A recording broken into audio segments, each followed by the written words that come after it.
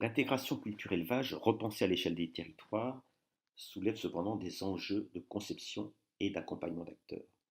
Vous en avez une illustration sur cette diapositive où, dans la vallée de l'Aveyron, nous avons représenté la situation actuelle où on a en aval une zone de grande culture avec un déficit en eau et en amont une zone d'élevage avec un déficit de protéines. Et nous avons montré qu'en introduisant de la luzerne dans les zones de grande culture, on peut réduire de 50% l'IFT et de l'apport d'azote, d'1,6 million de mètres cubes d'eau consommée pour l'irrigation, et qu'on peut apporter 15% de protéines supplémentaires dans les zones d'élevage. Alors ça soulève un certain nombre d'enjeux de conception. La méthode construite a permis de développer des scénarios d'intégration dans différents contextes, en intégrant des changements techniques et organisationnels à l'échelle des parcelles, des exploitations et des territoires.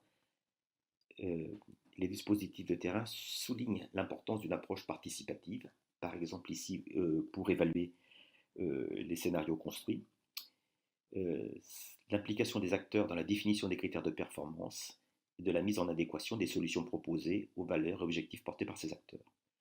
Les résultats, sur ce cas d'étude et sur d'autres, démontrent la possibilité d'une évolution des pratiques et des systèmes de production lorsqu'imaginés avec les acteurs en cohérence avec leur perception, vers plus de durabilité et d'intégration dans des dynamiques de territoire. Il montre aussi la nécessaire implication d'autres acteurs du territoire dans la dynamique des changements.